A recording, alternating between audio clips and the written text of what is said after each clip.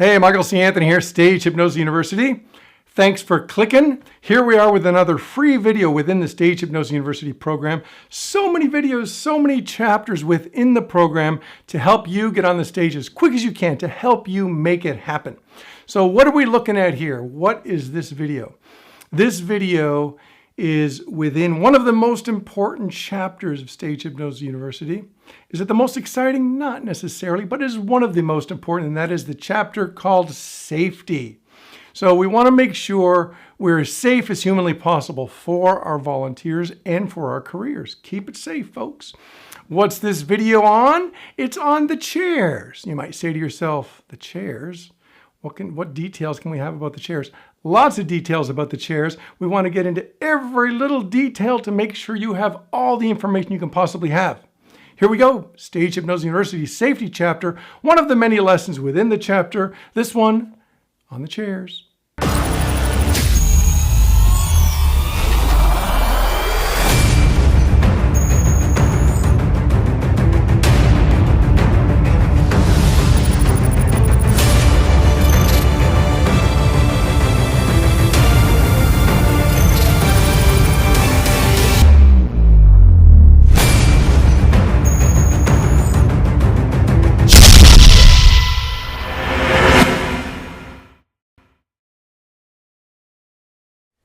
Here we are, we're talking safety. So let's first, in this first video, let's talk about the chairs.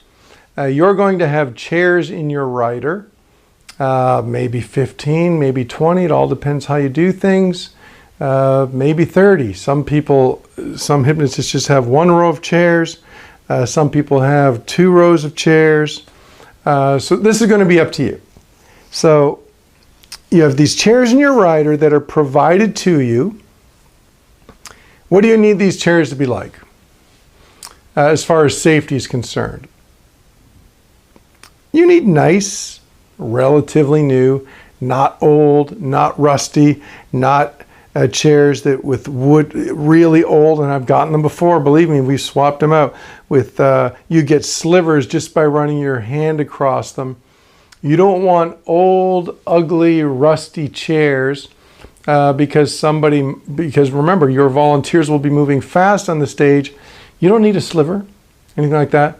Now, the types of chairs that I prefer black chairs with black legs. You can get them sometimes they're silver, but whatever, that's not the end of the world.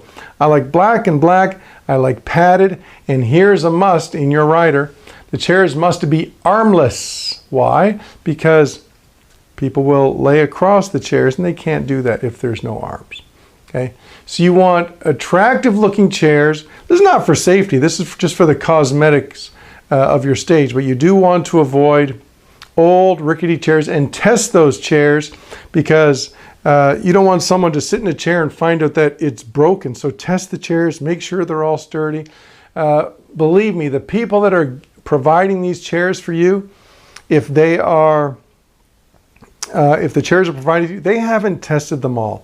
People will actually, and I've had it happen several times before, they'll actually put a chair out where one of the back metal sections isn't even screwed or welded in to the back, and somebody can sit on it and go right back. Okay, danger, danger, danger. So make sure the chairs are in really nice condition.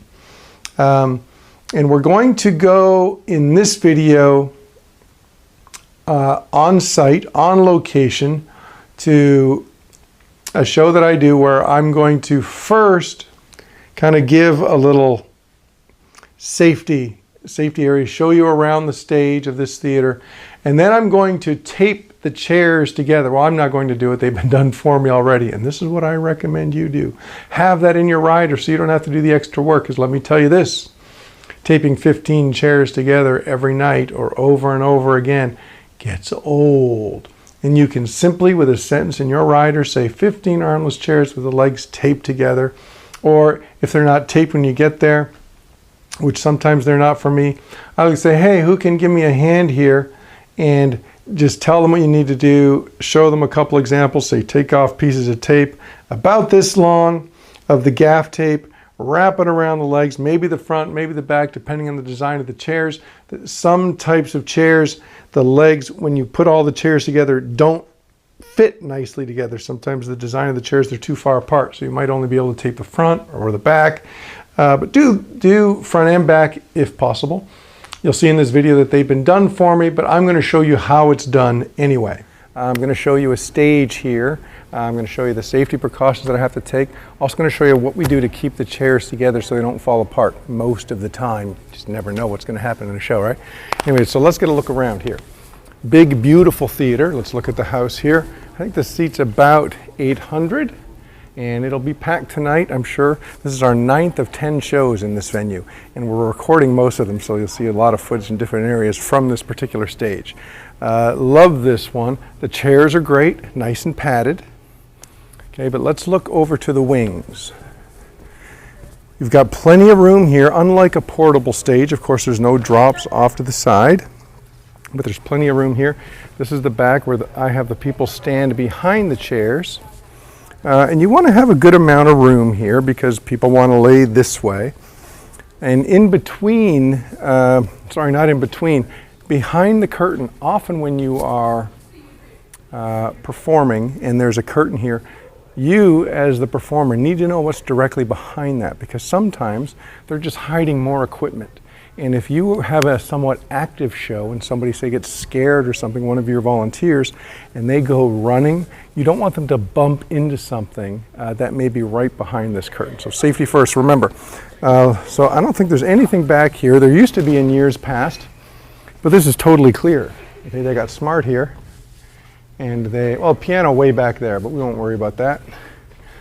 But they used to have big speakers right in this area right here, so if somebody went running here, they would get to here and boom, and they would hit resistance, which we don't want. All right. Come on through. And you'll see that we have lots of stage at the front lip here. Again, you never want to have your chairs too close to the front end of the stage, because this is where most of the show happens. And if you're going to have volunteers laying down here at some point, you need room as the performer to be able to walk around.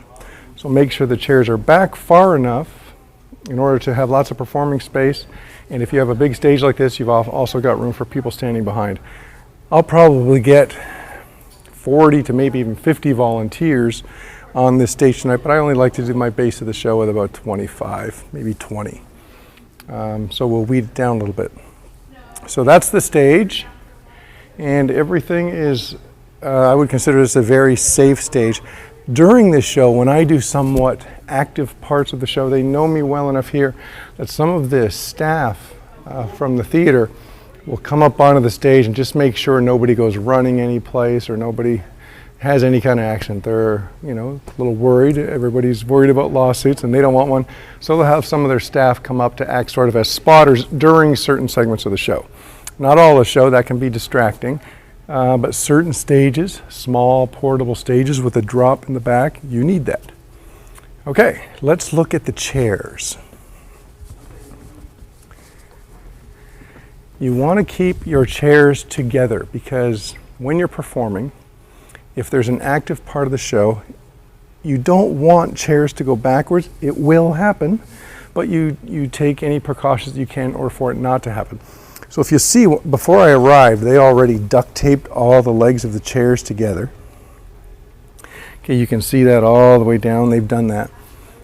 But usually, when you show up to a performance, this won't be done. I have in my contract rider, as should you, that they provide a roll of duct tape. Now, most theaters, nice theaters like this, duct tape is against all the rules. They'll give gaff tape. This is gaff tape, much more expensive, but duct tape leaves a residue, and theaters don't like that at all. Gaff tape's not quite as sticky, but it's still very strong. So you're going to want to, or have your people who bring you in do this ahead of time, or when you get there, because it's a pain in the neck. You want to take off pieces that are about this long. All right, tear it off. and you're going to find the right spot in the chair. Chairs are designed differently. Every once in a while a chair may be designed, see, they've done the front and the back on these chairs, which is nice. Every once in a while you'll find a chair where it's the back legs that are the easier ones to tape together, so do that. If you can do front and back, beautiful.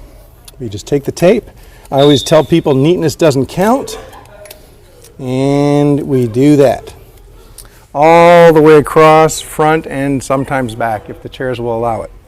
So that's what that looks like. So tape your chairs together. Another option for this is those plastic ties you can get. And you can just use those, tie those together. It's like the kind of things that you'd put around a garbage bag, but the heavy duty things. Plastic ties, they make the type that have to be cut off, so they're destroyed every time you use one, or they make the kind that will release and you can take them with you.